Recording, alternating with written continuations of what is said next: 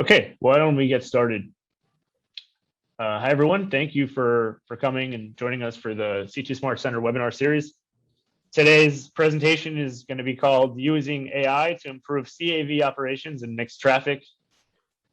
Before we begin, I'm John Patinos. I'm a project manager at the C2 Smart Center, a US DOT designated Tier 1 University Transportation Research Center, where we are tasked with leveraging recent advances in big data and technology to solve today's most pressing urban mobility challenges.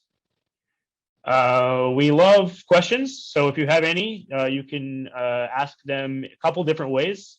We'll have a dedicated Q&A session at the end of this presentation in the last 10 or 15 minutes, and you can use either the Q&A button or raise your hand, and I'll unmute you for you to ask your questions to the presenter directly, or else I'll just read your questions out loud using the Q&A button.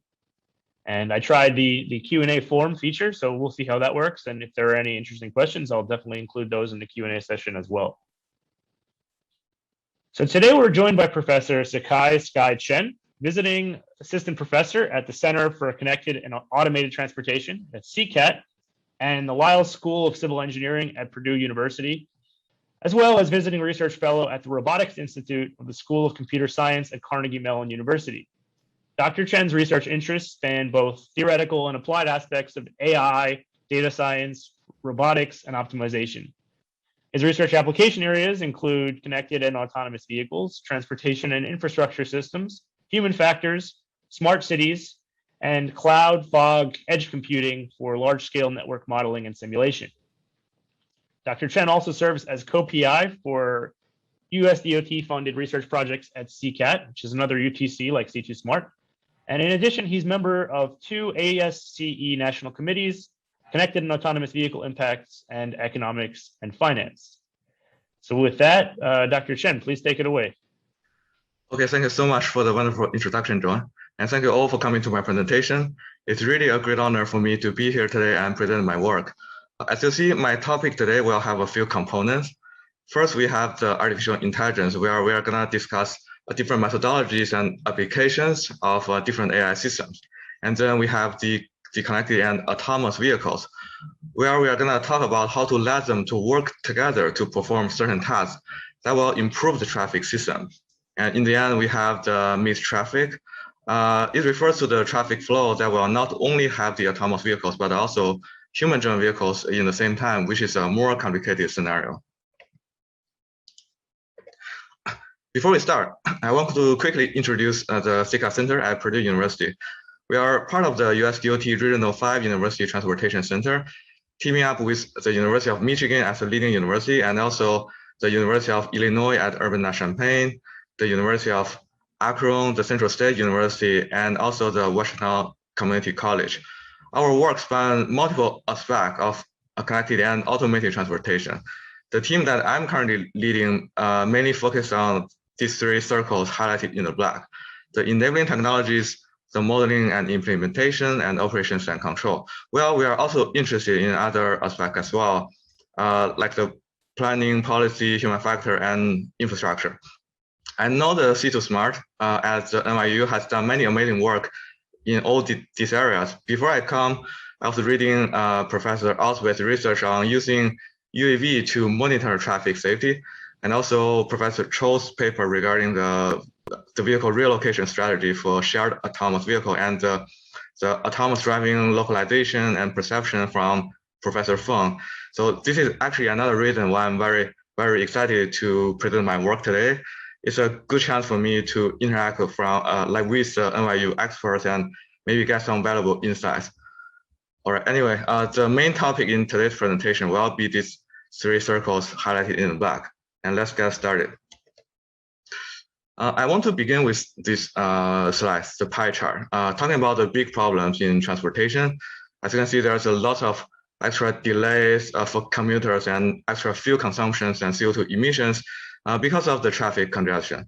When you look at the causes, we have the capacity limitation. Here we have the bottleneck, and sometimes it's caused by the work zone, the bad weather, the special events, and also the traffic incident, which is really a huge thing that annually all around the world, more than 1 million people die just because of roadway-related fatalities.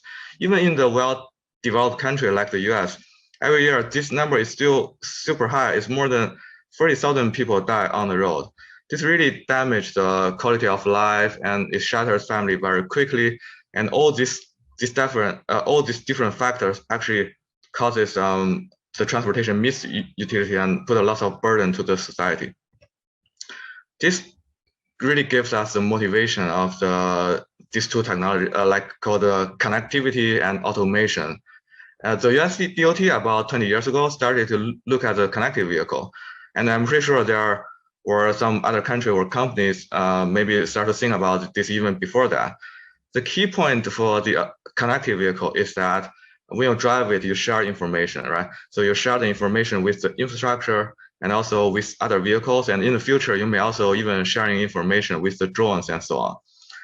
And so that we hope the driver will be provided with the extra information so they can improve their decision making in driving. But apparently, this does not solve all the problems. One of the reasons is because the drivers are still in control of their vehicles, and they may choose not to follow the information or suggestions sent to them. And some researchers even argue that in many cases, it is not because of the human driver who don't want to follow the information, but because they may not be able to react well to such high frequency and real-time information. And such information could even become a distraction to them. So that is where the autonomous vehicles come into play. The good part about autonomous driving is that you can precisely control the vehicle using the artificial intelligence or other control systems. If you ask a human driver to drive, let's say 40 miles per hour, he or she may drive from 30 all the way up to maybe 50 or 60 or even more. That's really the uncertainty or unexpected behavior in driving, or even the unwillingness to follow the speed guidance. But if you ask an autonomous vehicle to do so, it can do it very precisely. However, autonomous vehicle has similar problem, has its own problem. It cannot solve all the problem as well. Look at this behavior, very, very conservative. The speed is even slower than the person riding the bike, which is not necessarily a bad thing considering safety. But in some other cases, this might not be very ideal. Like when an autonomous vehicle wants to merge in or out or do some lane changing, then the very conservative behavior may cause some problem. I read a news some time ago about a Uber vehicle. It was not able to merge into a highway lane just because of the other human-driven vehicles in the surrounding area are not willing to communicating with it. So the Uber car was very hesitated to merge into the lane it wants. And that is where we need both the connectivity feature and automation feature to come together. So we have the connected and autonomous vehicle, or the CVs. Basically, when we have multiple of the CVs, they can form a CV network to realize a cooperative driving automation. The CDA is actually a new name that US DOT gives out to call different technologies that enable CVs to work together. So the CV here, for example, will be able to use its onboard sensor to capture the information with its surrounding area, like the moving pedestrian, the moving bicyclists, and also like their speed, location, moving directions, and so on. And then they can use the connectivity feature to share this information to other CVs. And then we want to use the AI to analyze this shared information to make joint driving decisions that can benefit some or all of them, or even the entire traffic stream in terms of improving safety, mobility, energy consumption, and so on. For example, for this figure on the right, they can form a pretty tight fleet. As you imagine, for regular vehicles, they need to keep the time gap about 1.5 seconds, but with the shared information through vehicle connectivity and precise control through the vehicle automation, they can reduce this gap significantly to maybe something about 0.6 seconds, and which can really improve the roadway capacity a lot. And of course, there will be some other benefits such as safety and so on. And from the intelligent control perspective for the CDA, there are generally two types of AI system in terms of learning. The first one is called the imitation learning. Basically, for this type of learning, you collect data, for example, with human drivers, you collect data on how they drive, what decision they make when dealing with certain cases in terms of their wheel or gas or pedal controls. Then you want to develop a system that tries to learn from the data you collected and then imitate human drivers' behavior. The good part about imitation learning is that it is generally easier to design the AI system and also easier for the algorithm to converge compared to the second type that we're going to talk about in a few seconds. But since it imitates the human driver's behavior, instead of actually trying to learn the best possible strategy, it may be only able to perform as good as that specific human drivers that you collect data from and may not be able to do a better job. So it really relies on the good data or good examples. And if the AI is trying to learn from a bad driver, then we cannot expect the autonomous driving to perform well. Well, the second type of the learning is called the reinforcement learning. In recent years, researchers across different domains have demonstrated that the reinforcement learning really has a potential to outperform human experts in doing various of specific tasks. One of the most famous examples that we saw is in 2016, when the AlphaGo achieved 60 straight wins against the top professional human players. In this case, the AI tries to learn, improve itself through the trial and error by interacting with an environment. This is very similar, just like how we humans learn to do certain tasks. So for example, we will take some actions and then our friends will provide some feedback to us, telling us, oh, we might do wrong here or we might do good there, right? And then, so that's the data point that we collected at this moment. And then we are gonna combine this current data point with our past experience to get a larger data set. And then we try to analyze this data set, and the goal is to improve in long term. So here the AI will be doing a very similar thing by interacting with an environment. But for this type of algorithm, it is generally hard to design well and to let the system to converge and to learn well. But as we mentioned, if we apply it appropriately, it has a great potential to outperform human experts, and including the driving tasks. Well, with those as the background, I'm going to show you three of the examples of my research in AI and CAV operations. The first one is called developing innovative AI for multi-agent system. The concept can be generally explained by this figure. So here we have multiple autonomous vehicles as indicated by this red and blue color. And also in the traffic, we also have the human-driven vehicles as indicated by this white color. And each of the CV is a smart agent in the system. So they have their own sensing range.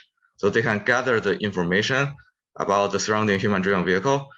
And then with vehicle connectivity feature, they're gonna form a CV network, a multi-agent system, and then where they can share this information they gather by each other.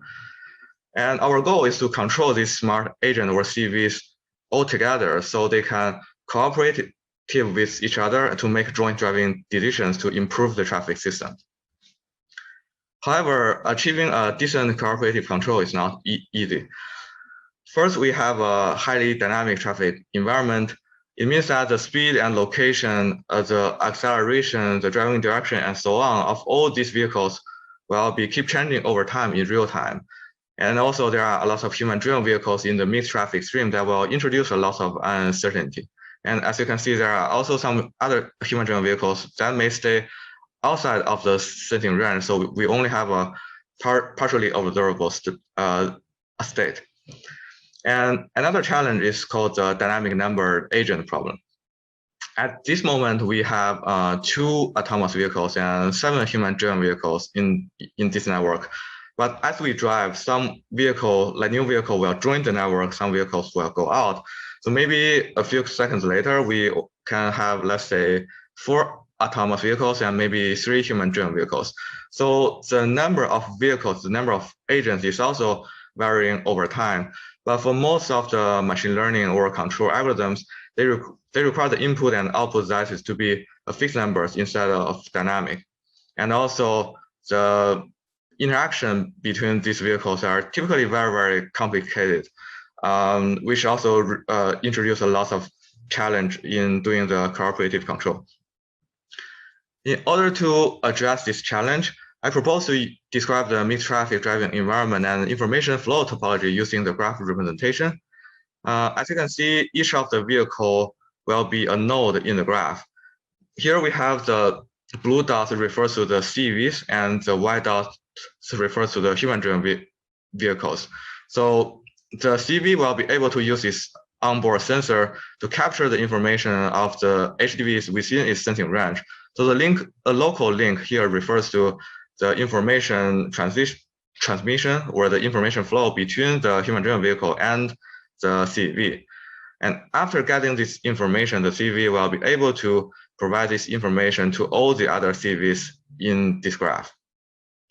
Then I developed the graph convolutional neural network to enforce this information flow topology and communication and cooperation among the CVs.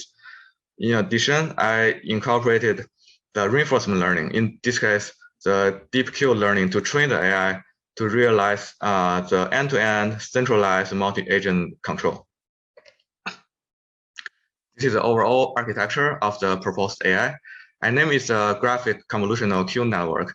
It is specifically designed to take out the dynamic number agent problem that we have mentioned. And through the graph representation, it is also able to handle better the highly dynamic mixed traffic environment. And then we applied our AI using a case study motivated by the Uber story. When it was hard for the autonomous vehicle to do the lane changing in mixed traffic, to change lane, to merge in or out of a highway without information sharing and cooperation. Here you can see we have 2 types of connected and autonomous vehicles. The red one has the intention to merge out at the first ramp, while the green ones want to merge out on the second ramp. And we also have the human-driven vehicles as these white cars to introduce the randomness into the system. And for our AI-enabled case, or the GCQ case on the top, as you can see, this green vehicle will be able to understand the scenario, right? Like what's going on, and also the driving intention of the red CVs. So it will merge out from the very right lane to create space for the red CVs so they can merge out faster, and there's no traffic jam. Well, when we look at the rule-based control case, as you can see, there's a lot of congestion there because there's no vehicle cooperation and also information sharing. So each of the vehicles, they mainly focus about their own intention without really care about what the other vehicle wants to do. And sometimes you see that the vehicles stay in the undesired lanes to kind of block the other vehicles from merging out. From this bar chart, we can see that x-axis here refers to the different human-driven vehicle inflow rate. So basically, the higher the HDV inflow rate, you can consider them as a higher traffic density or a lower market penetration of the autonomous vehicle. Well, the y-axis here refers to the overall system level performance. It's a combination of like the average speed for all the vehicles, including the human-driven vehicles in this scenario, and also the success rate for the connected vehicle to merge out. So the higher the bar, the higher the system level performance. And we can see that for our AI-enabled case, as indicated by these blue bars, it has an overall higher system level performance compared to the other model that we found in the literature. Well, the standard deviation for the AI-enabled case are very, very small, indicating that it consistently performs well across different traffic scenarios, which is pretty amazing in my opinion.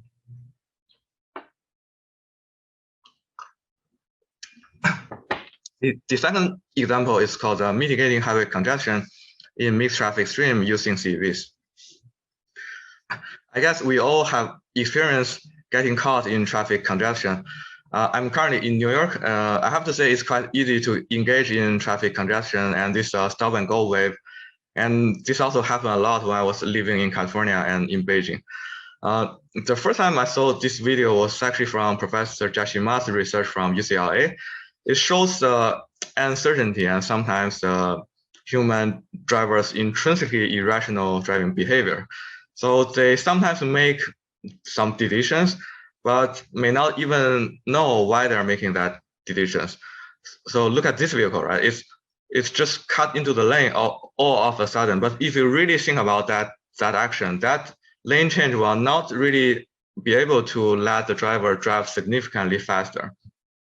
And this vehicle, they just keep doing this lane change, and which causes the stop and go, and maybe some, but like it's just because they have no idea about what the downstream traffic looks like, besides the very short distance that they are able to see. So this limited information and also the intrinsically irrational human drivers' behavior could cause some problems on safety, emission, and also in shockwave propagation that could carry out these issues away from the region of congestion, even to other places, which could even cause more problems.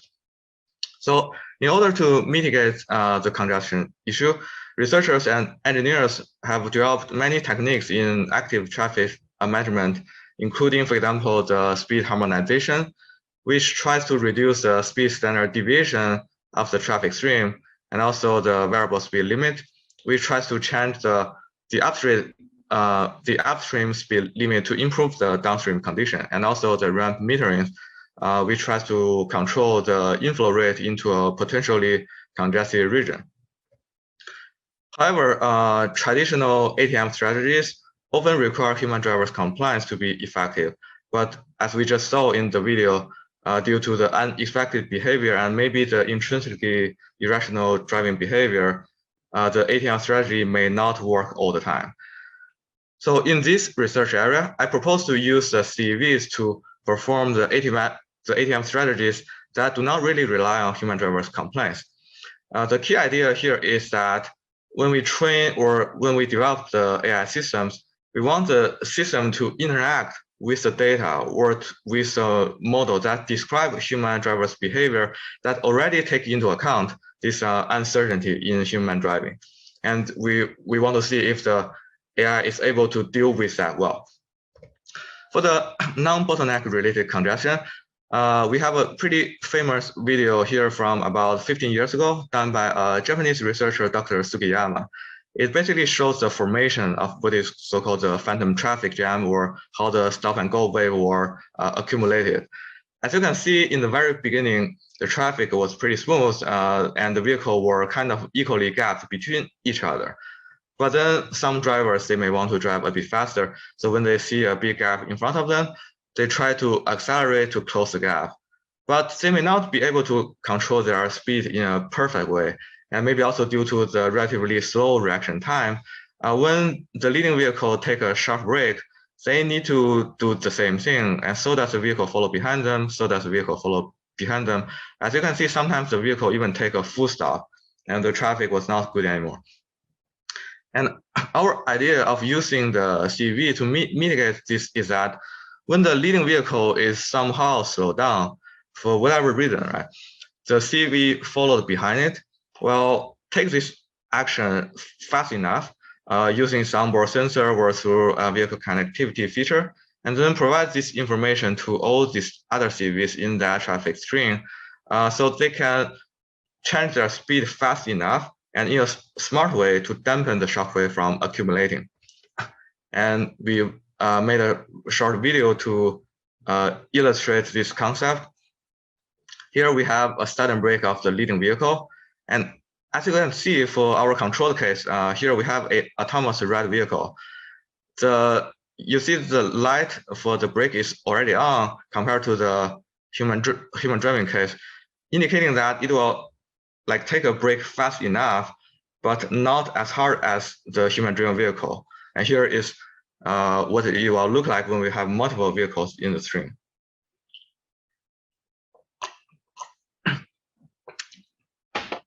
And as you can see, by changing the speed and react fast enough, we can the CV is trying to stabilize the traffic stream, and that is for the non-bottleneck related congestion. Well, for the bottleneck related congestion, here we have a physical bottleneck on the right, where we can expect a congestion happens. And for our reinforcement learning control case, or the GCQ case, as we just talked about in the first example, we have several red vehicles which are connected and also autonomous and also controlled by our AI. After sensing the environment and understanding the situation, they decided to kind of work together to form a queuing system to smooth the traffic. And as a result, we can see that unlike the rule-based case, where it has a large congested region, the AI-enabled case will be able to break that down into two less congested regions. And this bar chart also shows a similar thing. The y-axis refers to the overall traffic throughput as the bottleneck. And as you can see, our AI-enabled case, as indicated by these blue bars, it has an overall higher traffic throughput compared to the variable speed limit and the rule-based control that we find in the literature over different random simulation runs. The last example in today's presentation is a collision avoidance framework using CAVs under crash imminent situations. Here is an example that one of our graduate students, Mr. Trevor Moore, driving on the road. As you see, he's not only not wearing his seatbelt, but also playing with his phones, maybe doing some online shopping or texting his friends. I think we can all agree that this is really dangerous, not just because he's about to hit the vehicle in front of him. If we look at the video again, there was, before he made that sharp turn, there was actually another red vehicle beside him. And this could lead to a side swipe, and that can cause a series of collisions that involve multiple vehicles in the surrounding area. By the way, I will assure you that that is not how Trevor drives in a normal day. The literature also talk about this a lot, the human errors. People find that human errors are directly or indirectly related to about 95% of all the roadway crashes, which is really a huge thing. Well, a survey showed that about 88% of the drivers think that they are good or even excellent drivers. But if you consider that maybe almost all the crashes are due to human error, there could be some sort of overconfidence there. I'm not sure if you have heard about a term called risk compensation. Basically, it tells that for people with very good driving skills, sometimes they feel very safe to use their phones or listen to the music or doing some other task while in driving. And this overconfidence may lead to the distraction, or that will actually increase the chance for people with very good driving skills. And of course, there are some other factors like the driving fatigue or slow reaction time, and all this contributed to the human error in driving. Well, I think one of the major benefits of the self-driving car is that it really has the hope to significantly reduce or even completely eliminate human error in driving. So to create a safe driving condition. However, in the first few decades of autonomous vehicle deployment, there will be a mixed traffic where both the autonomous vehicle and human-driven vehicles will be on the road at the same time. And some researchers think it may take like 20, 30, 50, even more years before the AV reach a very high market penetration or even full market penetration. And some researchers even argue that the 100% full market penetration will never be reached because people don't just use autonomous vehicle to drive from place to place. And sometimes people enjoy driving. And some other people, there are also some trust issues, right? So maybe some people will never use the autonomous vehicle because they don't feel safe to give their life to an AI system to control their car, or so they may never use these emerging technologies. So in the era of mixed traffic, we think that there will be two main perspectives of crashes that will involve autonomous vehicles. The first one is when the autonomous vehicle is at fault. This is pretty self-explanatory. Reasons like system failure or mechanical issues can cause autonomous vehicles to perform dangerously. And this is also a huge concern for most of the autonomous vehicle manufacturers. So naturally, it received a lot of attention, not only from the researcher, but also from the public and the society. Well, what we saw in Trevor's case was the perspective 2, where the autonomous vehicle did not really do something wrong, but in the mixed traffic stream, there could be some like human errors outside the autonomous vehicle, like the aggressive driver tries to hit you, but the autonomous vehicle are unable to avoid the crash. So in order to help with the perspective 2, we propose collision avoidance frameworks. So here, when the human driver is trying to make a very aggressive lane change, and here in this case, the driver is driving the yellow vehicle, and then these red and autonomous vehicles will share this information. So they're gonna talk to each other to dodge the crash cooperatively. And in this study, we consider 2 types of crash avoidance maneuvers, the deceleration maneuver and also the lane changing maneuver. What we saw in this specific case is the lane changing maneuver. The reason we want to do the lane changing is because if these gray human driven vehicles follow the red CVs is not connected, then maybe due to the slow reaction time, if the autonomous vehicle wants to take a very sharp brake to avoid the yellow vehicle from hitting, then there might be a secondary rear end collision. And that's why in this case, we want the blue CVs to also work together. So one will accelerate, one decelerate to create a space for the red CVs so they can merge in. And from the simulation result, we can see that if we only have the deceleration maneuver, and when the bumper to bumper distance is very small, or the CV is very close to its surrounding human-driven vehicle, and the success rate is kind of low. In some cases, it's even close to 0. And in most of the cases, it's below 40%. But by enabling the vehicle connectivity, share information, and cooperative automation, and so we can do the lane changing, and then we can see that the success rate significantly improved to more than 60%. And in some cases, it's even higher than 80%. So this number really depends on the real-time speed and location of all the vehicles in the surrounding area. And of course, if the aggressive human driver really wants to hit you at a very high speed, not all the crashes can be avoided. I have also been working on a few couple of other things. These are kind of at the early stage, but I feel some of them could you may also feel interested in. For example, here we have a small-scale real-world deployment to test some of our AI and control framework using the Amazon Deep Racer. So in this case, we want one vehicle to make a turn, and we want to see if our control framework can let the other vehicle to either decelerate or move to the other lane.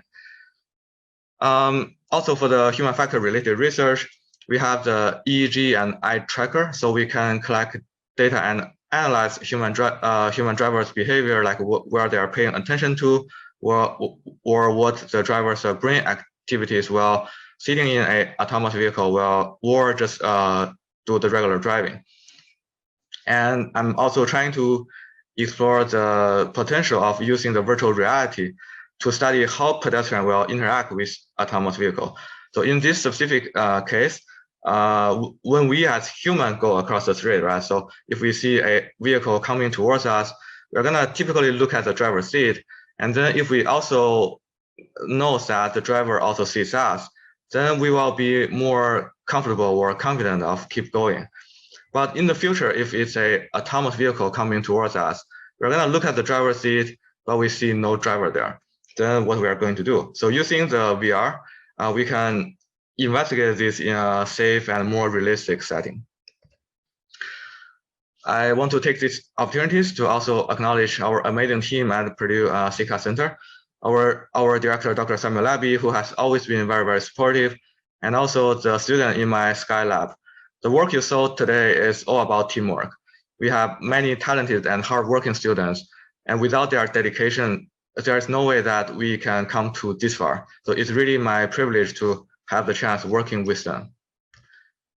Here are the references basically about all the work I did in this presentation. Thank you very much for your attention. I would like to take any questions or comments you may have. And by the way, please feel free to visit our website for more information. Thank you. Dr. Chen, thank you very much for the very interesting, accessible presentation. As Dr. Chen mentioned, if you have any questions, you can ask them one of two ways. You can either use the Q&A button at the bottom of the screen, or you can raise your hand and I'll unmute you and I'll allow you to ask your question directly to the presenter. So we also do, we have a great question that came in, and I also want to make sure I get to the question that came in at the time of registration. So let's do that one first, which is, we'll ask. So what kind of investments would you recommend for government agencies to undertake, considering your research on using CAVs to improve traffic conditions? Oh, that's a very good question. So for most of the examples that we saw, like for example, for this one, right? So we need some of the vehicle to be connected, right? So if we don't have a high level of market penetration of the CV or the CAV, then some of the work like this may not be deployed. So in this specific case, one way to go is that maybe it's better for the government to maybe give some incentive so that people are willing to install some of the control system or the vehicle that will enable the vehicle connectivity feature. That's one way to go. Another way to go is that maybe we can put some roadside units there, and maybe we need to also investigate like how to use 5G to reduce vehicle communication latency. So in that case, even though some of the vehicle are not connected, but the roadside unit may able to capture this information like their speed and location, and to provide those information to the AI system. So we can still use this information to do some crash avoidance or traffic stabilization. And in this specific case, since the crash will happen in a very short amount of time, so in this specific case, I don't think the 5G is an ideal case. We will probably need to rely on the edge computing in these individual vehicles. But for the example like this, like the congestion mitigation, in this case, when we have a pretty low market penetration, maybe it's not a good idea to ask all the vehicles to install the connectivity feature. So in this case, I would say putting the roadside units there will be a more reliable option. And by the way, our research shows that if I can play this video again. So in this case, as you can see, we only have a couple of autonomous vehicles. So the market penetration doesn't need to be very high. So in that case, I would say investing in the roadside unit will be a better idea. I hope I answered the question.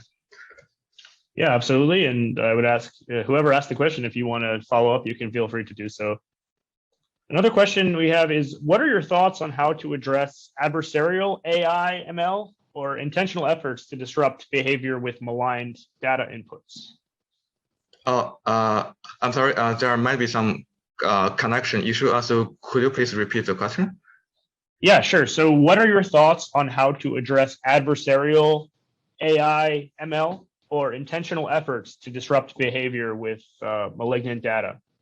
Right. I think that is a very key point. At current stage, we didn't really consider this thing in our study, but I think that is a very valid point, since if you think about in this specific case, there could be two ways that people may take advantage, right? So one way is that maybe the attacker wants to not only do some aggressive driving behavior, but also attack the communication between the CVs, right? So that will cause some real damage. Another thing is that I think it's related to the question, but not completely. I want to bring it up here is that maybe in the future, so different companies, they may build their own AI system. So they may not be able to, they may not want to work together. So one scenario in the future could be that different companies, they rely on their different AI framework, and then they are competing for the road resource. in that case, they may not be willing to communicate with the other vehicle from the other companies. And in that case, I think that may relate it to your comments. So maybe some vehicle from one company will try to do something to take advantage of the other vehicles, or they don't want to cooperate. In that case, I think we need to rely on the maybe the US DOT or the government agency to put some like regulations or some policies to make sure that all the AI behaves well. So there could be some the equity issues in the AI system and so on. I hope I answered the question. Yeah. So I'll use this. I'll preface this question as I'll use an opportunity to just mention that the C2 Smart Center has just announced their solicitation of expression of interest from industry and agency leaders for our next year of research projects.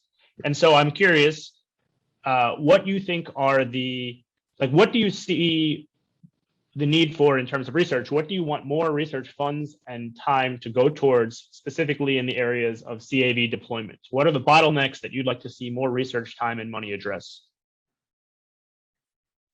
Okay, so I'm sorry, could you repeat the question? Yeah, sure, that was a big one. So what specific areas of this problem, maybe what bottlenecks or challenges that we're all working on in the field, do you want to see more research time go into? So projects that our graduate students at the C2 Smart Center might be interested in working on if they're interested in this area. Yeah. Okay. I think that's a very valid question. Yeah. So definitely yes. So in this case, we actually have many open directions that we could work in the future. So for example, so we were talking about using the roadside unit, right? And then related to the infrastructure research, one interesting question can be like, how many roadside units we need to put there, and then what are the costs? We don't want to put a roadside unit for every 50 meters. Maybe we need to consider the cost and what type of sensor, what's the sensor capabilities. So that are the infrastructure and also hardware related research. And in addition to that, since at this current stage, we are using the instant information that this vehicle can provide to each other, meaning that when the AI system analyzes the driving scenario, it will use the information at this right moment. So we didn't consider any information transmission delay and so on. So in the future study, we can also take those into account. Like we may need to figure out how to design the sensor or the vehicle connectivity feature with the low latency. And then if we know that the latency could be 200 milliseconds or 0.5 seconds and so on, then we can, when we run the simulation, we can let the AI to use the information from, for example, 0.5 seconds before or even 1 second before to introduce this latency into this research. And we may also even simulate the packet loss. So we can say that when we do the information transmission, there will be a 5% packet loss or 3%. And then we can investigate how the AI react to those issues. Yeah, so there will be many future research direction.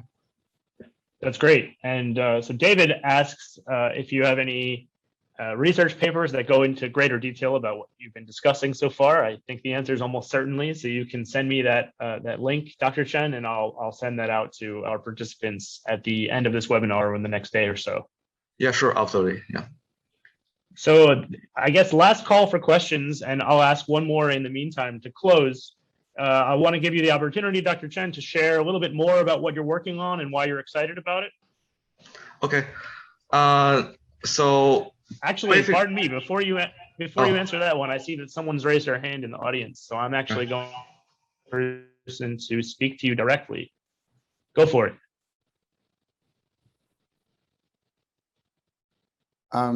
Thank you so much, Dr. Chen, for the presentation. I can see you're doing some form of human factor engineering research, and I would like to ask you your own perspective about the people's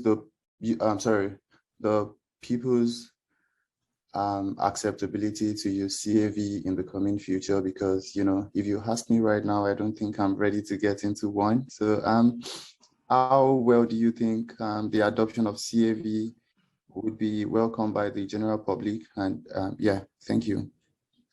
Thank you for the question. So there's one big research area called the trust in AI. I think that is highly related to what you said, right?